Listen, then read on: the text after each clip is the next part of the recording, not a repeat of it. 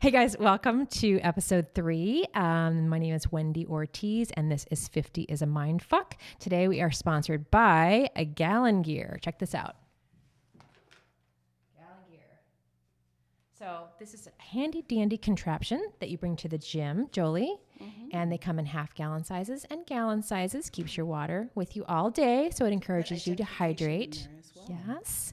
Talk a little closer to the microphone. Okay, good. I hope I can hear you.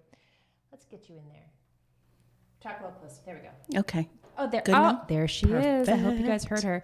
And this holds your phone, your keys, your cash, an ID. What else? Passport. Some gum. Oh, gum. What else? My lucky. Your butt. notes. My lucky butt. Lucky butt. Butt. Oh yeah. Oh. BAHT. A bot. Our Thailand money. So, guys, do you want to be incognito today, or you want to? I don't need to be. Okay, this is my beautiful friend Jolie, and we're going to talk today a little bit about. And actually, the last episode was intended to be men and dating in their 50s, and it evolved into a totally different conversation. So, I'm going to start by sort of labeling this as dating in our 50s as a female. And my beautiful friend lost her beautiful husband. Is it almost 4 years ago? Mm-hmm. Ken. 4. And I would tell you that while they had a great marriage, and it wasn't a surprise. Ken had some issues for a while, and we can dive into that. But Jolie had some time to prepare for his death, although never prepared. And she's embarked on this very adventurous dating journey. Yeah, I would say. And I don't know if this is really a piece of the puzzle and I feel like we need to mention it because there are some pieces to this, but she's chosen to only date black men. Generally, whatever that looks like doesn't really matter, but people that meet her or talk to us about it say, oh, well, was her husband black? Whatever. It's a non-issue, but everyone asks that actually. They do. Like, whoa, so I hope that that's not offensive to anybody, but I think it is part of this conversation. So I see my friend Jolie is a beautiful list maker and note taker, which I love about her. And I think the intention of today was to talk about some of your sexcapades, datescapades, scapades of, maybe we'll call this podcast escapades. Anyway, so I'm going to ask you some questions, and it sounds like looks like you have some things you'd like to share. But I'd like to get what's your few-minute commercial on your dating experience thus far? Well, I think I told you I have I've come up with 2 types of men. Okay. 40 to 60, because I don't date past 55 generally. Okay. They are commitment or convenience. And with that, I was looking through my phone and all the contacts, and which are I was funny. like, I keep the contact by. Well, let me go back to say, when I first opened the catalog that is the online dating, which ones are you on? I have been on. This is ready. Tinder, go. Plenty of Fish, Bumble, Farmers Only. That was in desperation. But you're not a farmer, so okay. No, right. But I like farmers. Black people meet. Black farmers, yeah. Black people meet.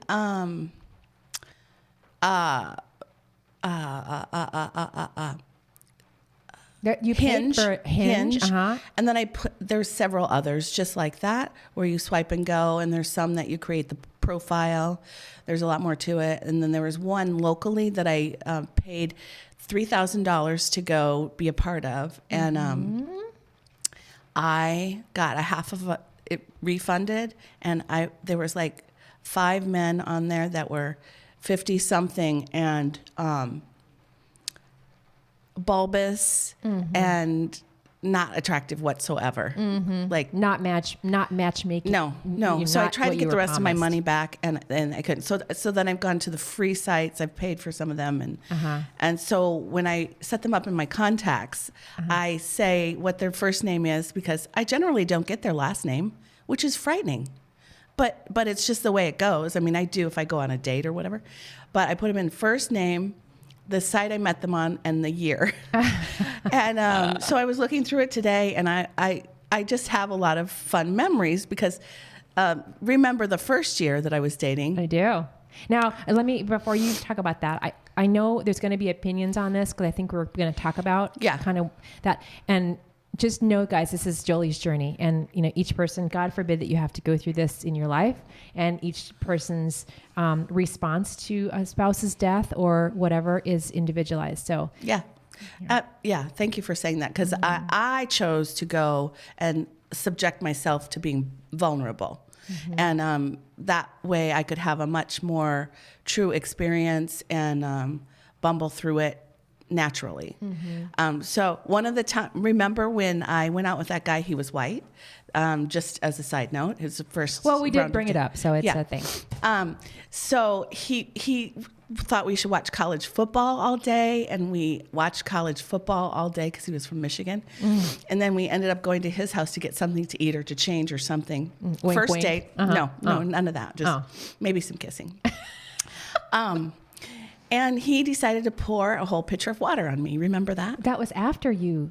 Was it after canoodling? I don't know. I thought you guys did the nasty. No. And afterwards he did the water. He had erectile dysfunction. So which is not he uncommon. was a water thrower, and he had erectile dysfunction, which I should add to the list of people that we've made names for. Yes, we have. And so he was one of the first. He was We've categorized them. Yeah. I still see him on the dating sites too. And why did he throw water on you? He was trying to be funny. All over my head. No, that's hilarious. It wasn't a white t-shirt contest. I mean, it wasn't anything like that. Yeah. No, it was weird. Did you get up and leave, or did you go? What was that? I think so the rest of that night I was like, listen, I'm going to go sleep in the next room because I was too far to drive home. Yeah. Slept with my phone next to me. He was a nice guy, and I knew it, so I felt safe. But the next morning, remember, he gets up at 5 a.m. and says, I'm going to see Johnny at the bar.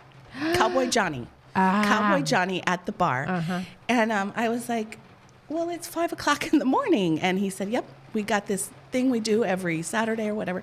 So all right. This is straight out of a 25-year marriage. That date was like one of the first ones. Yeah. So may I share the hospital story? Yeah. Or no? Which one? So I'd like to say, this is my little caricature. Jolie, again, her husband was quite hospitalized for a while. I would say very, very, very lonely in the grand scheme of, it wasn't like an overnight decision. So she did get on these sites before her husband passed away. And I have to say that there was one, actually, out of the dating site, a guy that we knew from when we were younger that she reconnected with. And I have to say, people have given it, I would say, negative opinions on Jolie's choice to see him while she was still married and her husband was still alive. But that man gave her life back at that moment. And I hope that makes sense to you guys. He gave me the fire back in my belly, really. So I think it was like a year before, and we had a friendship. Yeah. We just had a friendship. They had been really. talking, and he'd been fulfilling a male perspective or male energy that you needed, maybe? Like we talk about a lot now, it's like the validation that I personally needed coming out of a marriage, because I was highly validated. Highly validated, highly cherished. And that's one thing, too, that I personally have had to find it the right place in my chapters going forward. How do I keep that without letting go of that memory of him, and also not put that on a future partner, like that they're going to automatically cherish me, worship me, and validate me like that. The way that your husband did. Yeah. And we've talked about that. You're never, ever going to find a Ken. Like a Ken was. You'll find a different, hopeful. The gentleman that was just here, we talked about his journey in dating. And I said, I feel like at a certain age, men, I'll say succumb. Does that make sense to you when I say that? Like they go, like they wanted the 30-year-old hot ones, but there's an age where they're like, I'm really ready for friendship and companionship. And that wasn't where he was at, the last guest that was on. But I think that, and And that's what you're searching for as well, as far as also a high sexual. Yeah, see, personally, for me, the sex was a big thing because I went without it in my prime. And so going into this, I was coming across too as hypersexual with the men that I was talking to. And I had to check. In the beginning. In the beginning, yeah. Yeah. And I had to check myself on that because when Ken and I got together, it was very sexual. But we were young, and so you're like that. Awesome, yeah. And I just thought that was natural. Well, going back to the convenience and commitment types.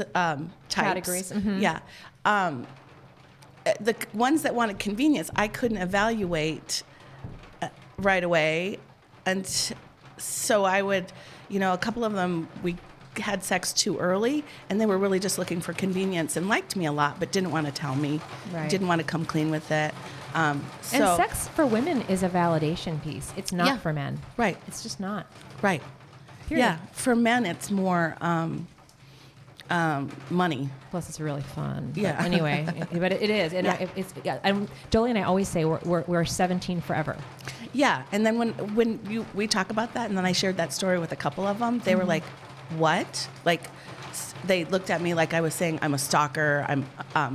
I'm unstable. No, it's just my genuine girl feelings. It's your femaleness. Yeah, that I had when I was 17 didn't go away. Yeah. I don't know if you guys can hear that rain, but it's coming down nicely. Yeah. So go ahead. I'm sorry. Go ahead. We've got some fun. Do you want to just go down your list or? Well, yeah. I mean, I could. I guess I went through and I said there was that guy. That guy that threw the water on me was quickly gone because I was like, oh, that was boring. He was this, that, and the other. Plus, it was fucking weird. I got nothing out of it except a picture over my head. It was weird. Yeah. So he's a very creative dude, and I'm sure he's a good father and everything. I don't know. That was one of your first out of the gate, though, right? And then there was the guy that I met on Tinder, and he was a tall, handsome, African-American black man from Seattle. And I can't remember if we went on a couple simple dates, and then he came over, I made him dinner, and I have to be honest, it was the best fellatio I've ever had in 3 minutes. 3 minutes? 3 minutes. Holy smoke. Wait, so, who was that? But I don't remember his name, frankly. So we go back to that and refer to it as the $250 fellatio because... Oh, yes. Please tell that story. Yeah. Yeah, so then after that happened, and I sent him home with some leftovers, I was being all validated and everything. I made food for this guy. He made me orgasm. It was all great. We didn't even have sex. We tried, and we broke my bed, actually. My bed was barely set up. And that was excellent. Traumatizing for me just in the fact that was happening in my house that I had with Ken and stuff. Yeah. So I send him along, and he calls me a few days later, and he says, I don't even, my car needs to get repaired and blah, blah, blah, blah, blah. So I ran out, and I was like, of course we're boyfriend and girlfriend now. Yeah. My name is Mrs. What your new last name would have been, whatever, Mrs. Yeah, Mrs. So-and-so. Jones. Oh. So I give him $250, and he never contacts me again. So we joke that was the best... $250 fellatio. Yeah, orgasm you ever got. Yeah. Yeah, well. 3 minutes. I mean, I would have paid for it. I seriously would have. Yeah. But I don't know about $250. But Right. Could have haggled just a little bit. Yeah. Yeah. Then there was the... there was a gentleman. He was white also. And so he... had sunglasses on in the dating profile, and I swipe past those people now because of this experience that I'm going to share. He showed up, really cool guy. I loved his personality. He showed up, we met at Starbucks, and takes his glasses off, and his left eye had a detached retina. And I couldn't look at him, although I did, because I thought, that mother, you know what? Yeah. He should have told me that he had something going on with his eyes, because that eye was like almost dangling out of his head. It was like an Arnold Schwarzenegger weird movie effect. And he goes, "Is this freaking you out?" And I said, "Are you meaning to freak me out?" Yeah. And so yes, it is. I said, "No, you need to go get your eye fixed, though. Can you go get your eye fixed?" And he's like, "Yeah, I can go get it fixed." And can you tell me how it was? what happened? Like, do you know what he did to? It was an accident. It was a detached cornea, and it was, I can't even Oy vey. tell you, it was darting around and doing everything on its own on one side. So then I made the rule: no more meeting people Googly without eyes. video chatting. Yes, First, or the glasses off. With glasses off. Yeah. So that was my rule. I made rules every couple of months. I go, okay, I'm not. I just lost time and Evolution rules. We've talked about patience. that. Yeah. Yeah. Each experience has Kinda brought you Darwin. something new. Yeah. Yeah.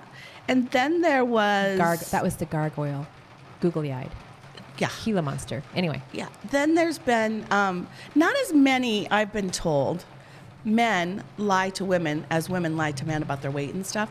But I had the guy that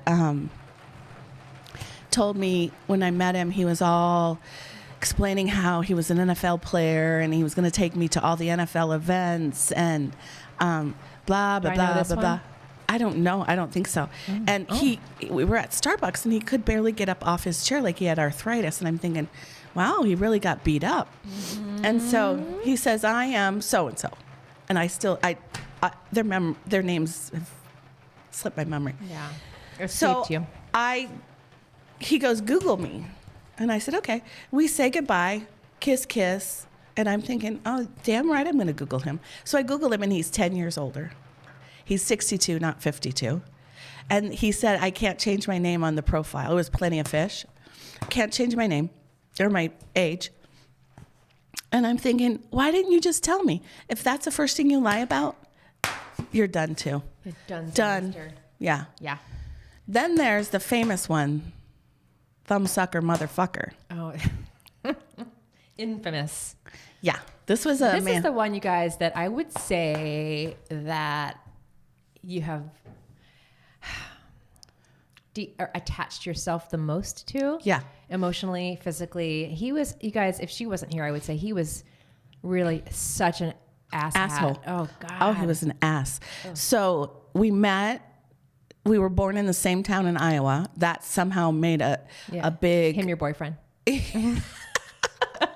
was my boyfriend because we just were born in the same town. We're boyfriend and girlfriend. Yay.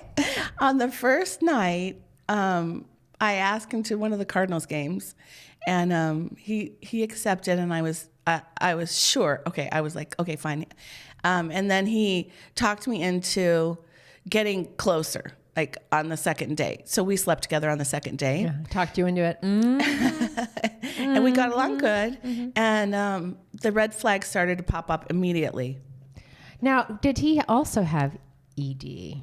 No. He was taking the... secretly, I think, was taking a pill. I'm not sure. One night I saw him take a pill and he told me he wasn't on any medication. But he kept his boundaries up and was very dismissive, very controlling as far as our communication. But it went on for a good year and a half, trickling into 2 years. So Sometimes she fibs to me about their visits. Right? I had to. No. But it was fun. So what it was fun when I was going to see him, it was booty call central. Absolutely 100%. He would call me. I would jump in the shower. Literally I would drop a boiling pan of water and turn off the stove. Yeah. We're 17 again. Yeah. That's right. the 17 thing. I know. So, So dumb. he and I got along, good together. And then when I would be away from him, he was holding his boundaries and controlling the conversation, like not responding and stuff like that. And then I learned that he did have another girl back in the Midwest that he was actually not completely over, and that made sense because he told me. And so... But we've seen a thread of that throughout this whole dating process. Every time she tells about a guy, I go, hey, she'll go, oh, he didn't call me after. I go, that's his wife's home. Or she didn't do this because his wife's home. Oh, his wife's back in town. Yeah, she always goes, did his wife call? You have had some wife calls, I think. Oh, yeah, that's true. So I didn't in the first 3 years. Then last summer, within 2 months, I had 3 calls from wives. One... Which she didn't know about. Well, right? No, it was all explained. One was because I showed up on his Skype as an active user, which was false. I dated him when he was single and I was out just first in the dating market. And he was then married. And so I talked his wife into understanding like he did have a single life. Yeah. And I don't talk to him. So it wasn't really like a real wife at the time when you were boinking him. True. Right? And then the second lady friended me on Facebook. And because there's so many people friending me on Facebook since my husband died, especially, I just accepted it. And I said, how do we know each other? And she said, I think we like the same things.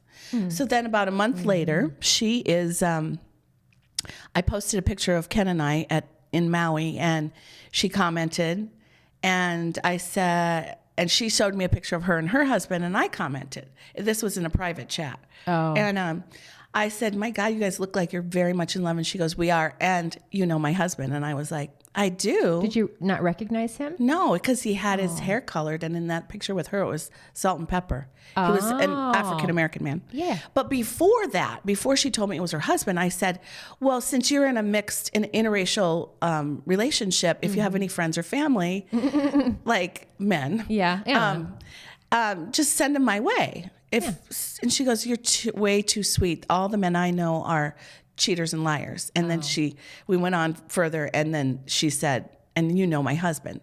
So they were coming in from New York, and Did you shit your pants? No. Oh, okay.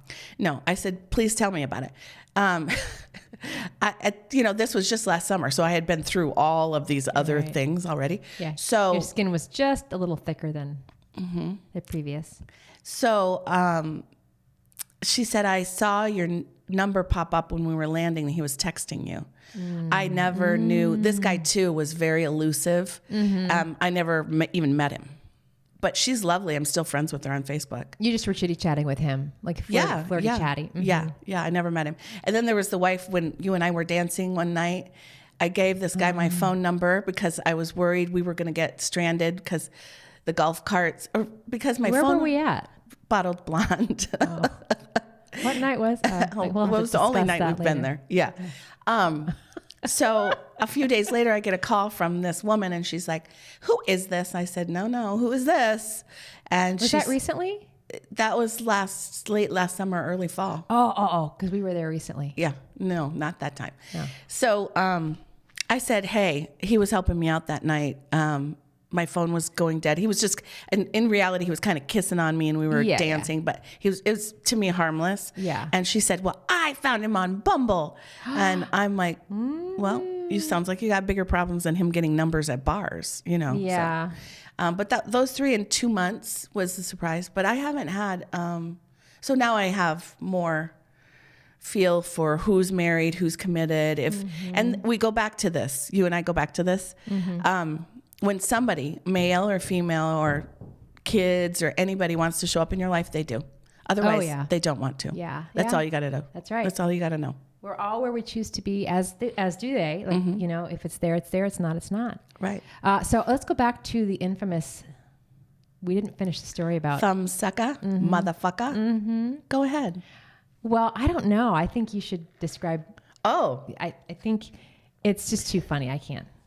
I think it's funny. Well, I mean, there's a lot of oral satisfaction that goes on in sex, I'm sure. But I have only this experience, and that when I was downtown on him, he was sucking his thumb. Oh my God. A couple of times I caught him, and I was like, I never questioned it. But at one point when he really pissed me off, I told a bunch of my guy friends that we hang out with, and they were like, what? And so I knew it was wrong. But I was like, I don't even understand why he does it. No, that's a great Google item. Did we Google that? No. Did I talk to my therapist about it? Yeah. She thought it maybe meant trust, like it was a trusting thing. But, I mean, I'm going to Google it while we're talking. Okay. Sex can be filled with oral satisfaction. Yeah, but wasn't he sucking his thumb during night time too? I thought you had said, I thought we talked. Oh, yeah, maybe. Yeah. I try to push it all out of my memory. You guys, we giggle because it's such a surprise. Like, wait, what? Because your husband was nothing like that. No, my husband was a 6'4", white, military raised, really cool guy. That we had a great partnership and mutual respect. All of this to me is like interesting, and that's probably why I wanted to go after dating vulnerably, because when you start to put up your walls and stuff, you don't get the kind of experience. I mean, still trying to be safe, but letting myself be vulnerable enough to experience this, because who knows, maybe I'll meet someone right away and then I won't be able to date again. I won't have all this time with my girlfriends. So I've gone through this dating phase going, I'm excited to meet new people. Although I didn't want to end my marriage, his health took him away. Yeah. But I was excited to see what was out there.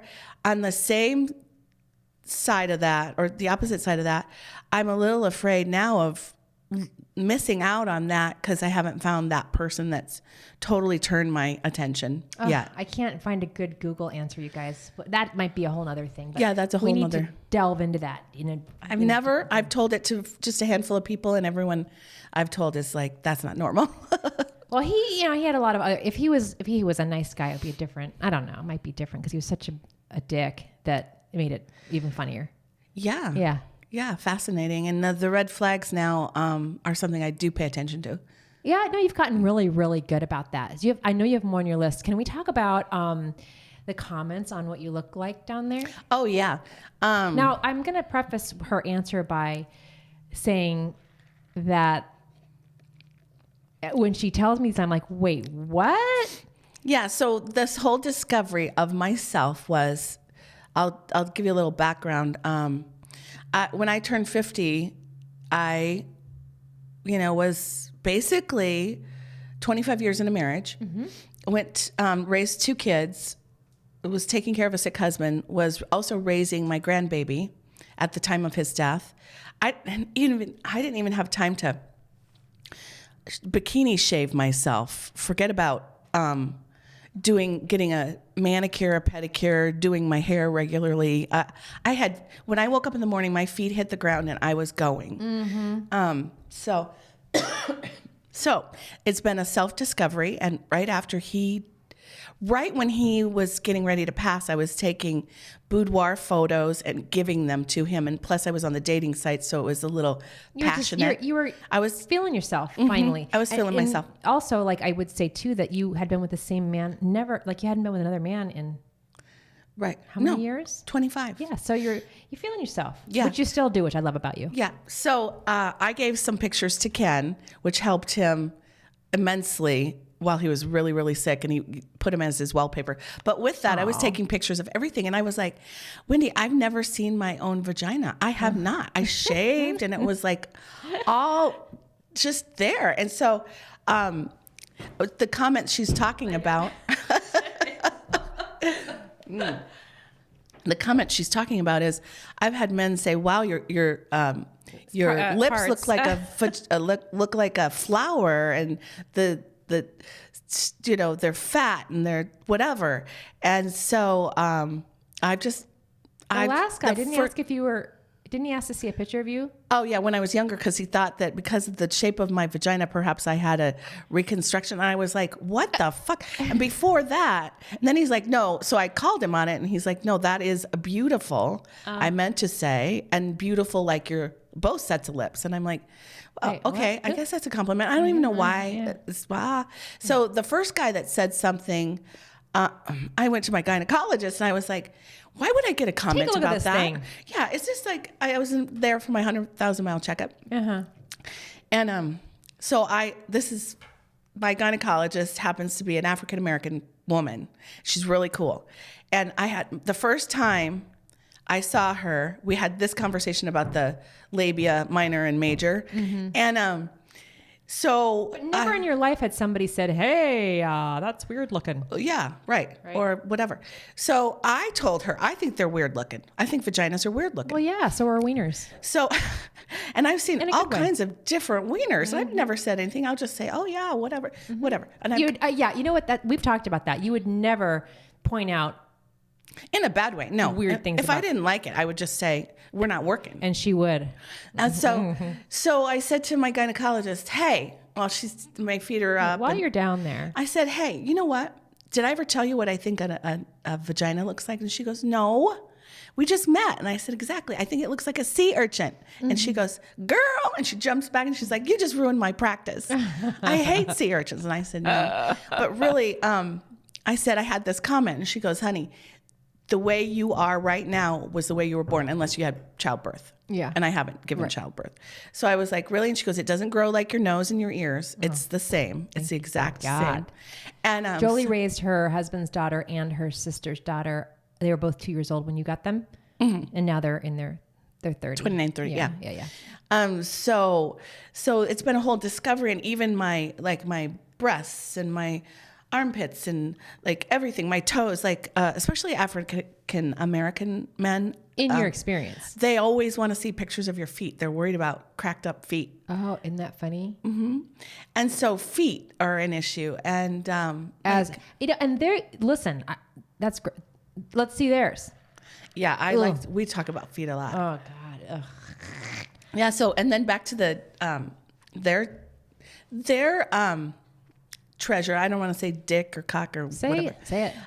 But like cock's a funny word. Cock, C-O-C-K is what I usually say. C-O-C-k. Like your it's grandson Spanish. can spell, you know. No, I don't do it for that. I do it like it's a Spanish word. Oh yeah. C-O-C-K. Okay. So I get unsolicited C-O-C-K pics, and I send them to Wendy. So I say, ready for a dick pic? And I tell them all, you're going to send it to me. I'm sending it to my friends because it's just the way it is. They're fun. I've had this on the whole time. Oh, yeah. You do like your hair clips. So I have I used to until I lost my phone. Now I have it. You guys, though, she is a master photo take. You are a master photo taker of your. Lighting is everything. Yeah, that's true. But you still are very good about your photos. Mm-hmm. Yeah. So we were talking about in the first year after his death, me getting a boudoir photo thing going. I didn't know about that. Did you take it or did you have it done? No, I took it. I've seen plenty of those. Oh, yeah. Yeah. And that's when I started my journey on discovering my body. And I mean, honestly, I didn't know even what it looked like down there ever. You know what? And this goes back to, okay, so I think we talked about that it took me to my late 40s to start watching porn. It just didn't occur to me. I just didn't feel the urge. And I went to one of those stores, you know, those superstores, you know what I'm talking about, everybody? That you took me to when I was 50? That I took her to when she had not, something to bring her over to the finish line. But I went in and the lady was like, what kind of orgasm are you looking for? I go, well, what do you mean? And she goes, I won't go into too much detail, but she explained about, of course, the clitoral one and the G-spot. And I was like, and this is a huge admission for me right now. Uh-huh. I had never, that's a lie. Never. In my life, I had only had the G-spot one in high school. I had never had one since. Right. And we talked about that a lot because I had regular orgasms with my husband. She can have them with you can have them with a big wind. But so I got this contraption and Jolie got the same one and she saw rainbows and stuff. But I did not know till I was in my late 40s about the two different, sounds so dumb. I mean, I sound like It's just that we were busy with our careers, with our children, taking care of other people. Just barely taking care of ourselves. Work. Oh God, there was so much going on. I mean, but you and I both know that it just wasn't in my head. I don't know. And maybe it wasn't in your head either. But when you started dating these guys and you weren't able to be satisfied. Right. No, I haven't had much, as far as, because I don't orgasm because it's a deeper connection for me. For sure. Well, I think for women in general, I wouldn't say as 100% of us, but I think for women in general, it is in our heads. Men can, pull one out much easier with a picture. Yeah. Yeah, they can. Yeah. And those guys that can do that, I feel like I did learn something about porn and self-gratification. It's better when you don't do it very often and you find those sex addicts. Like the guys that I met are sex addicts, narcissists, married, or they have undiagnosed personality disorders, as did Thumbsucker. Yeah. He had a big personality disorder that I talked to him about, and so did the young guy that was the Purple Heart. That's another story about when he met me and he said I didn't look like me, and then he walked out. And then we dated. Yeah, tell it. Oh, I went on a date, and it was Christmas a couple years back, and I was flying around doing stuff. My hair's curly, and I had wire rim glasses at the time.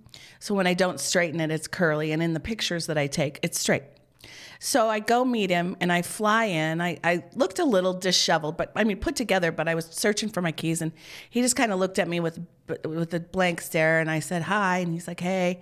And we shared like half a beer together, and he goes, listen, we're not on the same page, so I'm going to walk around. You drink your beer. I'm leaving. You're like, we're not? What? I was like, what? I was all happy because it was Christmas. I think it was Christmas Eve. I'm like, okay. So I thought, if I were 20, I would be in tears right now. But you know what? I have so much shit to do right now. I shouldn't even be out here doing this. You guys, I always tell your skin is way thicker than mine. I mean, I love your scapades, and I call them scapades because she just giggles.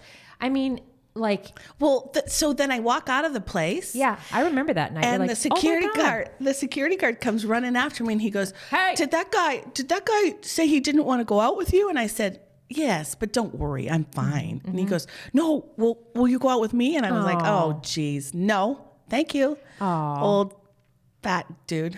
Wow. But he was sweet. So I went home, and I sent a picture of my ass to Henry. And I said, does this look like the ass that you saw in there? And he goes, no. And I sent a picture of myself without my glasses on. Mm-hmm. And he said, no, that doesn't look like you. And I said, that's me right now. Yeah. And you will never see this ass again. But he did. But of course he did. So then he calls me. We have a short conversation. He calls me a few days later and says, do you want to go hiking? So I was like, we'll go hiking. And we didn't connect at that time. A few months later, we dated for a little bit. Mm-hmm. And he's bipolar.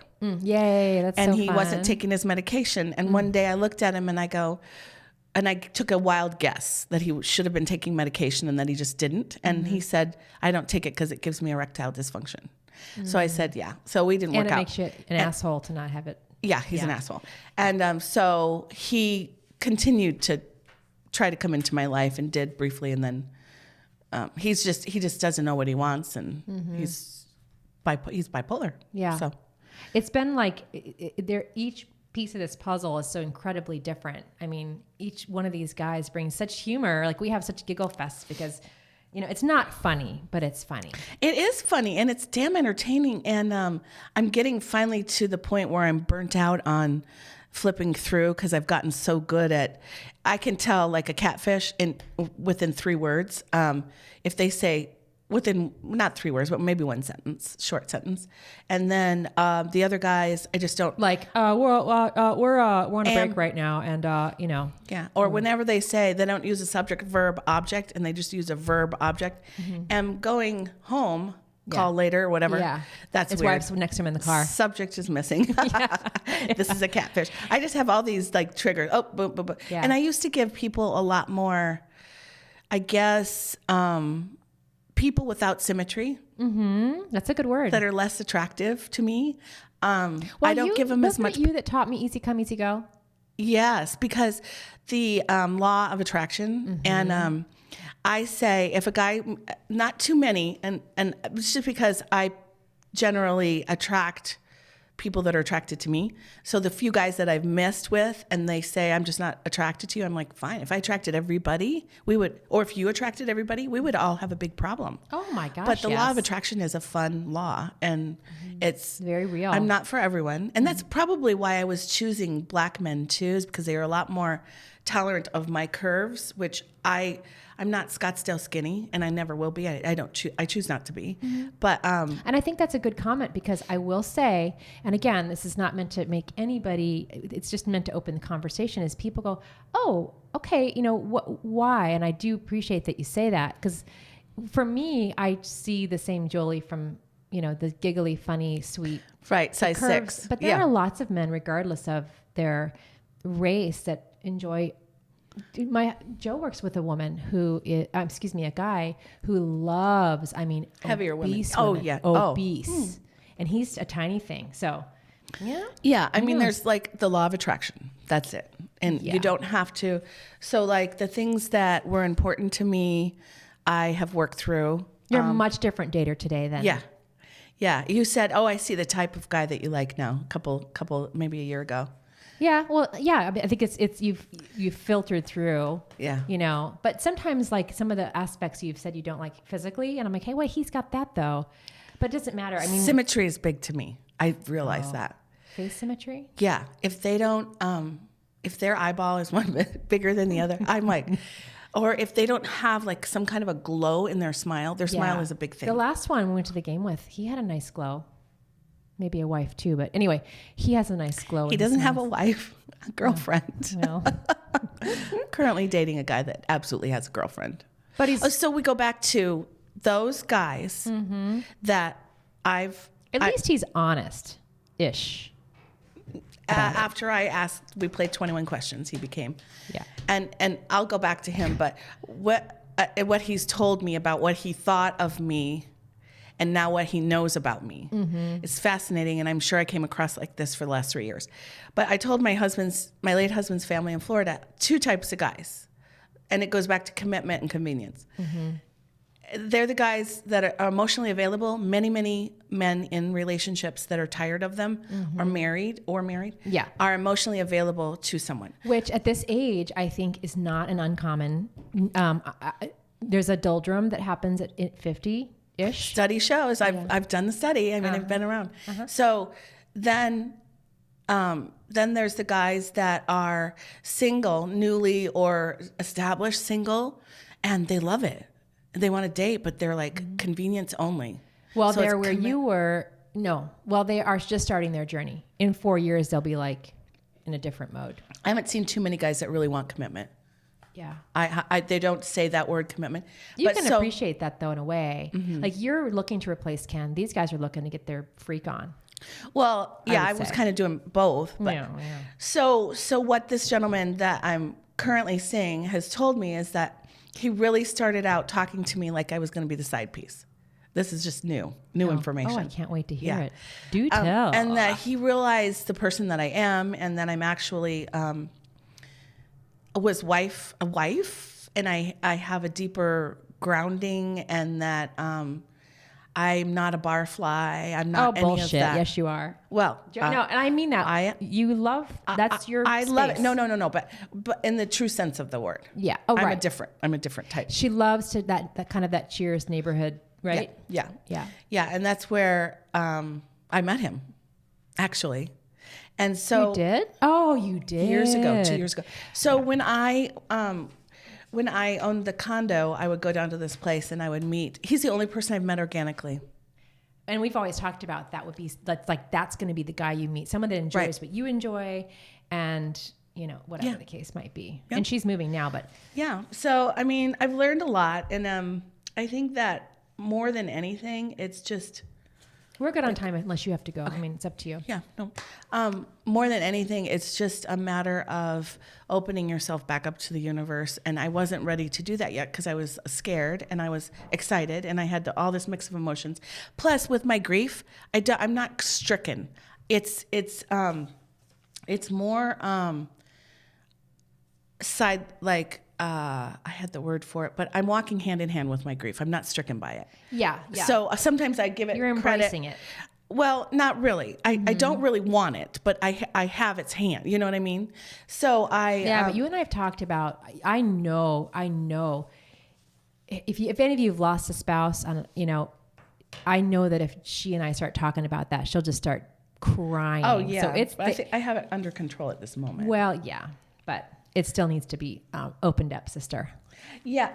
That's what I say about my grief being. Still in the room. I walk with it in my hand, but I'm not. It's not bowling me over. So I can keep it with me so I don't forget Ken. That's my thing. Is if I have the grief, I think, and I was trying to explain this to my Florida family. The grief is there. It's not that I don't want to let go, but I don't want to let go of Ken. Right. And that all brings the experience, and then the loss comes with that, and then it's complicated. Do you feel like you would slip away then if you release that?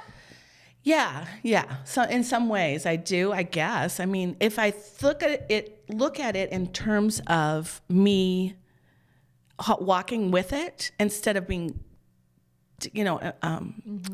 internalizing it, it makes a lot more sense to me. And I just came across that because there's another TED Talk from a widow. I watch widows' TED Talks and stuff, and she talked about not being grief stricken, and she used another word, but I just say it's my friend. So my grief let's is my say friend. you do meet your new Ken. Well, What are you going to do with that? Here's the thing. I will. It's a place in my heart, just like a pendant or whatever.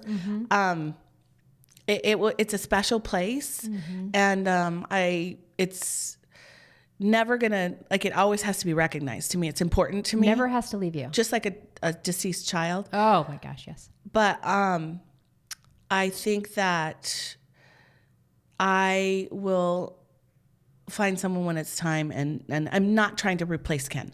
So that's the thing. That's the point. Anymore. Not anymore. We've talked about that. No, because since his health took him from me, we may have needed some therapy anyways. Yeah. But the things that I can do better on, I will do better. And the things I will not put up with anymore, I will not put up with anymore. Right. You're a different woman than, as we all should be. You know, we all should be constantly moving and jigging and jagging and growing and becoming better humans all the way around. Right. But the right man is going to come, like, and I have, if you guys follow my Instagram, 50s Mindfuck, I do post little ditties about like settling, and like in Jolie's journey, like she'll say, oh, I met this guy, and she'll tell me the story. And we've always talked about not settling for fear of being lonely. And I think you're at that place now, different than maybe from even a year ago or 2 years ago? Yeah. The first year I was alone because I wasn't living with my dogs. I had them in another house. I was visiting. And then they came to live with me, and that helped. And then I got a roommate. That helped. I have my grandson more now. That helps. And she has, by the way, you guys, she has been raising her grandson. Well, you had him until he was about 3 and a few months. 3. And then he went back with his birth mom, and now he's maybe back with you. Right? Maybe, yeah, more, definitely. Definitely more. Yeah. But you see him often, but like he's at the moment he's staying with you for a while. Yeah. Is he 5? 6? He's 6, soon to be 7. Oh my God, that kid. He has brought you such, he's representation of the same thing that first gentleman that Jolie got into that relationship with, a breath of new life. Yeah. I mean, it's because too, Ken and I raised him. But he just diverts your attention, and he keeps you fishing, whether you want to go fishing or not, and skate parking. Yes, watching your videos. But he's a light. Yeah, he really absolutely. is. So, all right. Well, we probably could talk. Like I keep saying this, but we'll probably could talk a lot more. But you guys, this is again her journey. Everybody's journey is different, and she might be in a totally different spot in a year or 6 months. But for whatever the case, this is Jolie's journey of dating in her 50s. Yeah? Yeah. Any closing parting words? No. Oh, I think I said enough. Yes. Vagina's out. Yes. Okay. All right, guys. Talk to you soon.